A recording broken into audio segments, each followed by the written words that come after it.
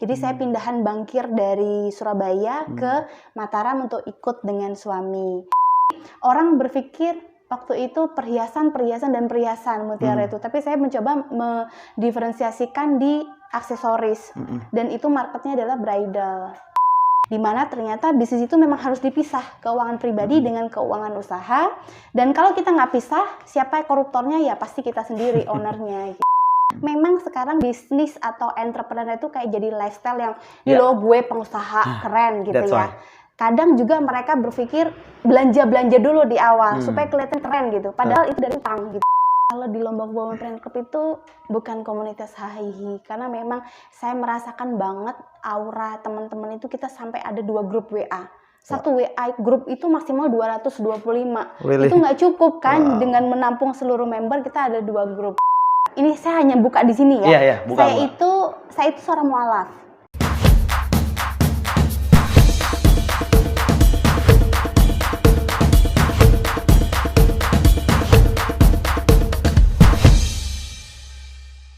Ya, Imaji TV, Assalamualaikum warahmatullahi wabarakatuh. Dan kali ini saya bersama seseorang wanita yang cukup dikatakan sebagai wanita yang cukup kuat, strong ya, karena dia salah satu pendiri dari komunitas Women Entrepreneur Lombok Women Planner Club. Lombok Women Planner Club. Ya. Mbak Indah, apa kabar Mbak Indah? Baik, alhamdulillah. Ya. Oke, kita sudah melakukan progres dan sekarang kita saatnya melepas masker karena sudah melakukan jaga jarak juga ya. Kita satu meter lebih ya Mbak Indah. Oke, ini pertama kali kita ketemu Mbak Indah. Iya. Benar ya? Tapi saya cukup beberapa hari ini mendengar Mbak Indah sebagai perempuan sukses dalam bidang usaha. Amin. Dan Mbak Indah juga membentuk salah satu komunitas yang tadi saya sebutkan. Iya. Ya, kenapa membentuk komunitas seperti itu? Jadi Lombok Women Planner Club itu merupakan salah satu komunitas bisnis yang ada di Lombok atau Nusa Tenggara Barat ya, karena memang di NTB itu cukup banyak komunitas yang serupa, komunitas bisnis. Cuman bedanya di kita adalah di kita ini Lombok Women Planner Club ini mostly memang kita segmented untuk perempuan, untuk perempuan wirausaha, dan memang core kegiatan kita itu adalah belajar. Itulah kenapa kita punya tagline learning, inspiring, networking. Wow, punya tagline ya? Iya, jadi core kegiatan 80% kita memang belajar. Ada belajar bisnis secara online dan offline pertemuan langsung gitu. Bicara soal bisnis kan sebenarnya bisnis itu bisa berupa banyak hal, ya nggak? Tapi yang mau saya tahu lebih detail.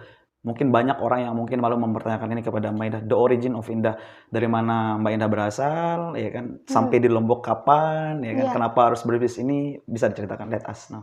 Saya aslinya orang Jawa. Saya mengikuti suami tahun 2010, baru nikah. Suami kebetulan bertugas di Mataram. Kemudian kita ikut ke Mataram. Waktu itu saya masih seorang bangkir. Jadi saya pindahan bangkir dari Surabaya ke Mataram untuk ikut dengan suami. Setelah itu sekitar tahun 2011 akhir, saya memutuskan untuk resign karena saya sudah punya bayi dan waktu itu memang mobilitas di perbankan cukup tinggi, menyita waktu dan sebagainya. Pada akhirnya saya memilih untuk resign karena memang saya fokus untuk merawat anak saya, karena di sini kita berdua memang tidak ada saudara, keluarga, orang tua pun semua sudah di Jawa gitu. Jadi memang waktu itu keputusan untuk resign, keputusan yang cukup berat, tapi itu harus diambil. Tapi memang saya banyak belajar jadi seorang bangkir, di mana kita memang dituntut untuk servis, kita dituntut untuk mobilitas tinggi dan banyak pemikiran yang memang kita biasanya kita udah kebiasaan dengan bekerja, tiba-tiba agak jet lag jadi ibu rumah tangga gitu kan. Sehingga saya memikirkan gimana caranya saya untuk mengisi kesibukan. Oke, dengan keterbatasan dana, saya waktu itu mencoba untuk memulai bisnis dari seorang dropshipper. Jadi saya sering diundang di kelas-kelas bisnis sampai ke seluruh Indonesia. Waktu itu saya juga alhamdulillah, jadi dari tahun 2017 sampai 2019 saya jadi mentor bisnisnya Bekraf.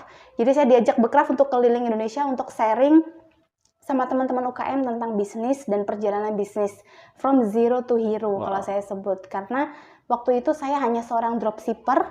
Dropshipper itu kita hanya foto produk orang, terus kemudian kita menjualkan produk orang tersebut. Itu yang saya lakukan tahun 2012 awal. Saya foto produk mutiara, karena saya suka banget dengan perhiasan mutiara. Saya foto produk mutiara yang ada di Mataram, kemudian saya posting.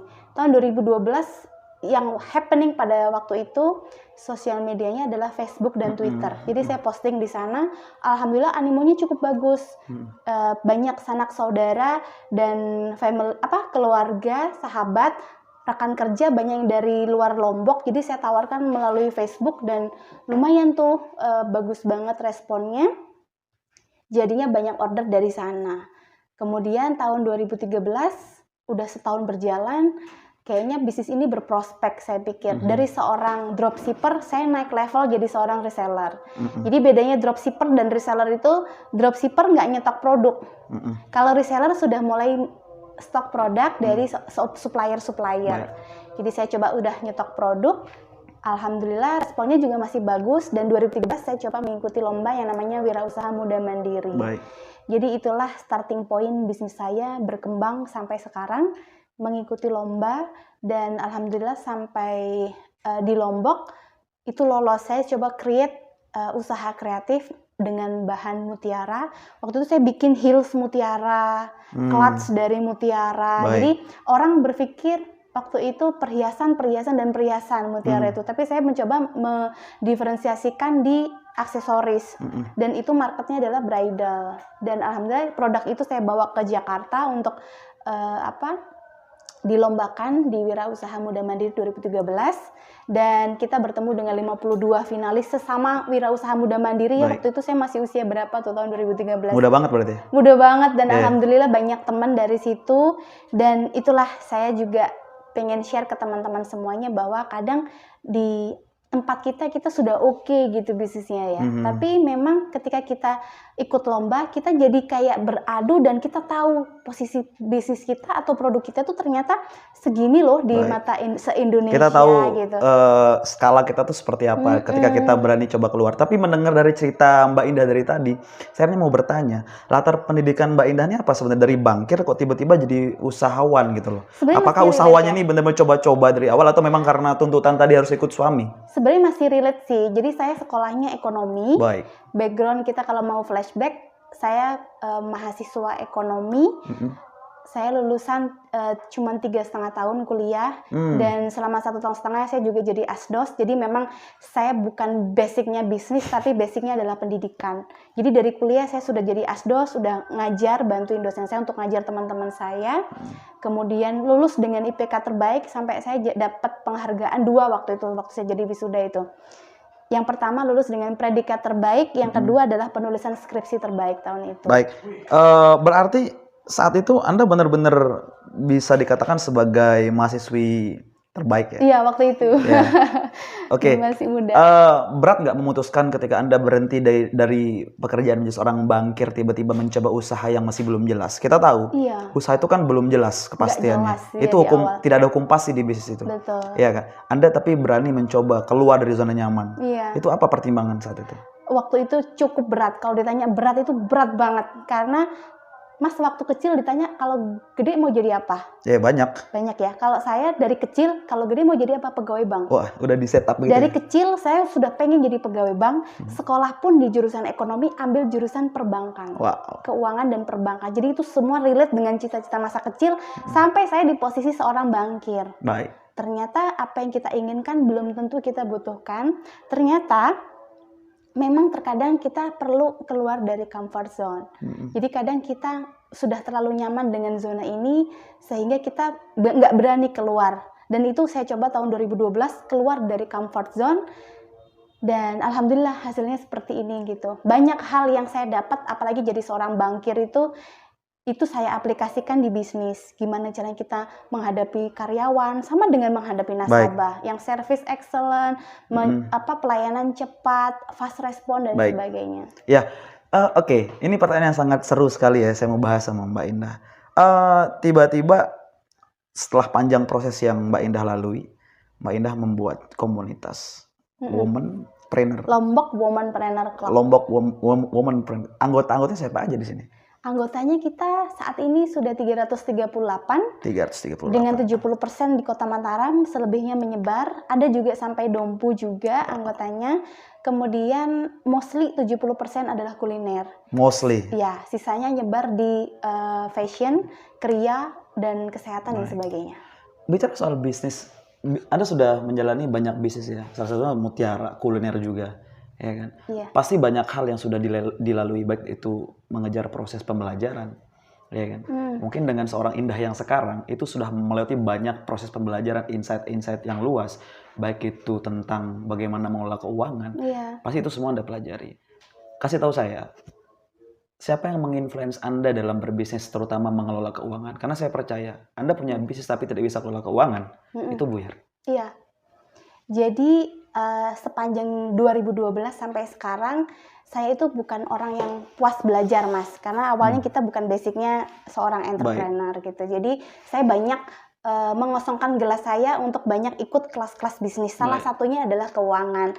Tahun sekitar 2014-2015 saya ikut kelas keuangan waktu itu di daerah Senggigi, dimediasi oleh Bekraf. Mentornya adalah Mbak Ligwina Hananto. Sampai sekarang saya jadi berteman dengan beliau dan beliau adalah praktisi keuangan. Banyak banget insight tidak hanya di keuangan bisnis. Ternyata di keuangan pribadi pun saya juga belajar untuk mengelola keuangan pribadi. Di mana ternyata bisnis itu memang harus dipisah, keuangan pribadi dengan keuangan usaha. Dan kalau kita nggak pisah, siapa koruptornya ya pasti kita sendiri ownernya gitu. Iya. Tapi selama ini kita tahu orang kadang-kadang berbisnis itu hanya sekadar untuk mencari status sosial. Kita tahu itu.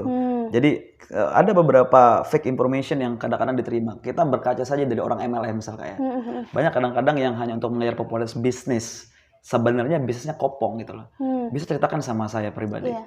Seperti apa Anda membangun bisnis dari nol? Oke, jadi menurut saya perjalanan bisnis kita memang dari nol dan sampai di titik ini itu bukan sesuatu yang fake ya. Memang sekarang bisnis atau entrepreneur itu kayak jadi lifestyle yang lo gue pengusaha keren gitu ya. Kadang juga mereka berpikir belanja dulu di awal supaya kelihatan keren gitu. Padahal itu dari utang gitu kan. Jadi yang saya ingin sampaikan juga bahwa sesuatu yang mulai dari nol itu butuh proses.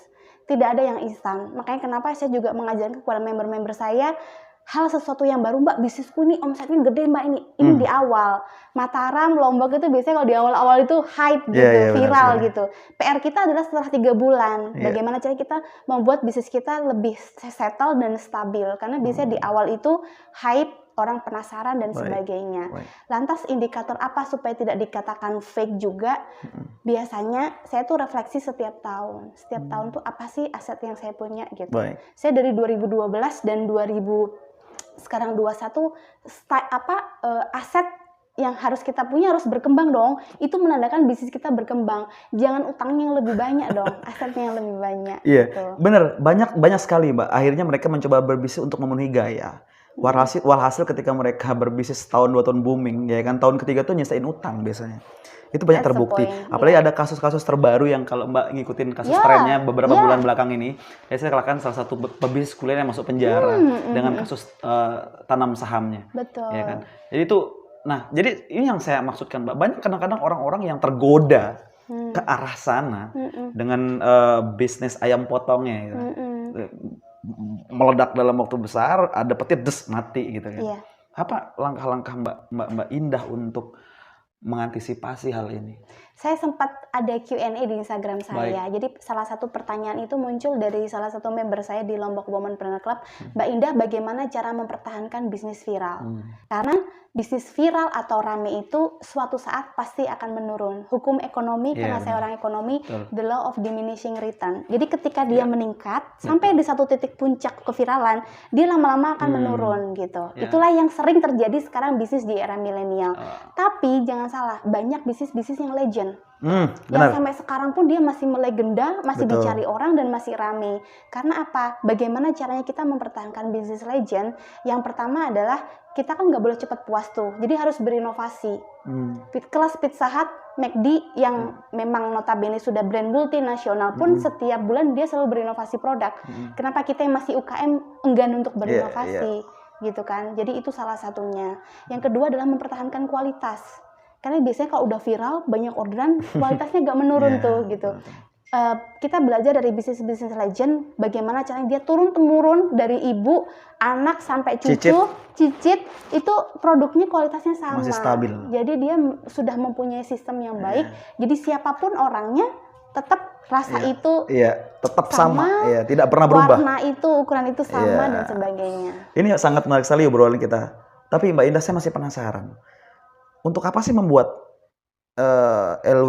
LWC ya? Buat apa sih? Apa tujuannya jika hanya untuk membuat komunitas kumpul-kumpul, hahahi, kan?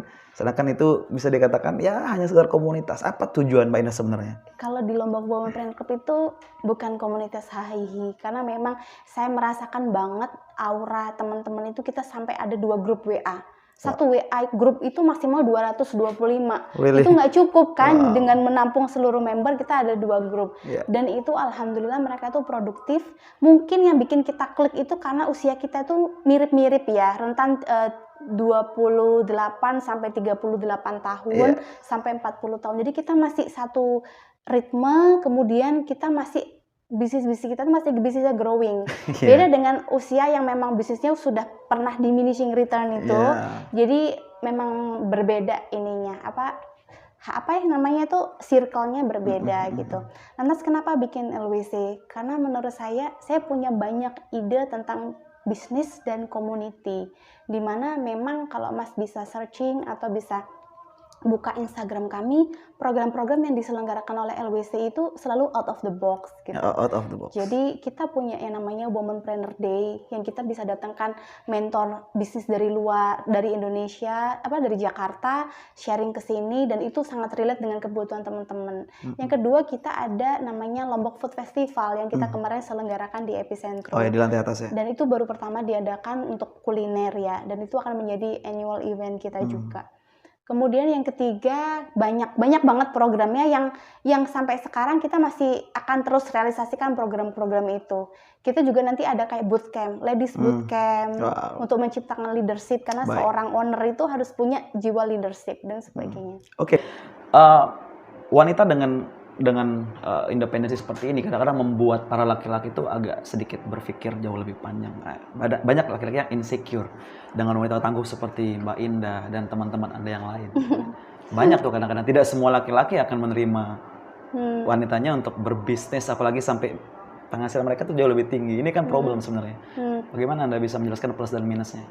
Kalau menurut saya itu bukan problem tapi anugerah kalau di rumah tangga. Jadi bagaimana seorang istri bisa menghasilkan lebih banyak dan mampu untuk menopang perekonomian keluarga. Yang penting satu, si istri tidak boleh ajum ya. Jadi si istri itu juga harus tahu kodrat utamanya. Saya kalau di rumah Mas, kalau diajak janjian saya selalu janjian di atas zuhur. Karena pagi sampai siang saya selalu di rumah dengan anak-anak. Apalagi sekarang anak-anak daring ya.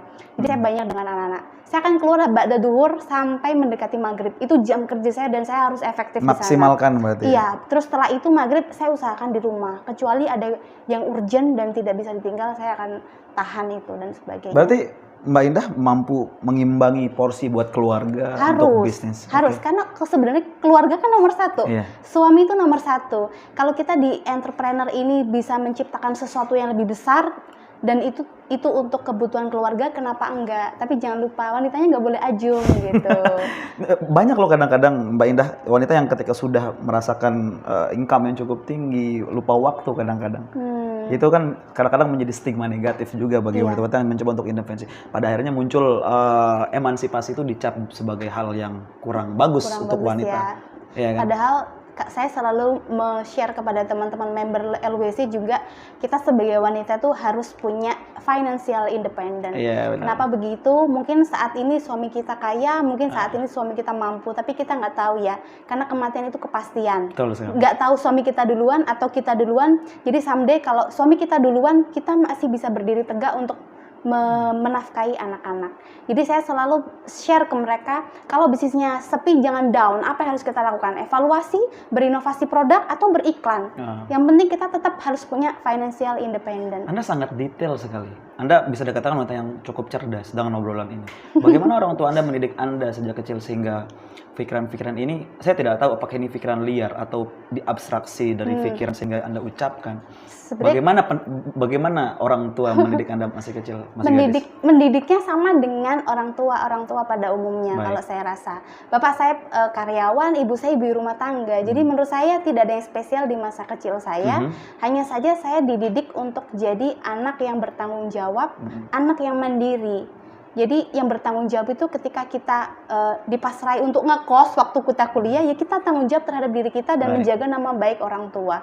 Kita kemudian diajarkan untuk saling menghormati dan sebagainya. Dan saya rasa itu sama halnya dengan seluruh orang tua yang pengen mendidik anaknya lebih General baik. berarti. General sekali, sekali, sangat umum wajar. sekali. Iya, baik. Wah, Mbak Indah, saya mengingat ucapan Mbak Indah, ini sangat ada faktor yang sangat mempengaruhi yang ingin saya tanya sama Mbak Indah. Lingkungan bagaimana membentuk Anda saat itu?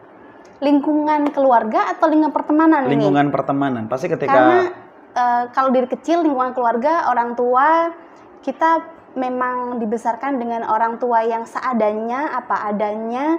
Saya hanya buka di sini ya. Iya, buka, Saya itu seorang mualaf. Jadi mama papa saya itu Protestan. Jadi kelas 1 SD saya pindah ke Muslim dan itu merupakan anugerah buat saya yang pada akhirnya ketika mama saya meninggal, papa saya meninggal dalam keadaan Muslim. wow, luar biasa. Ini kehormatan buat Dan saya hanya buka di sini. Wow, ini luar biasa ya. Jadi memang betul lingkungan kadang-kadang membentuk kita ya. Iya.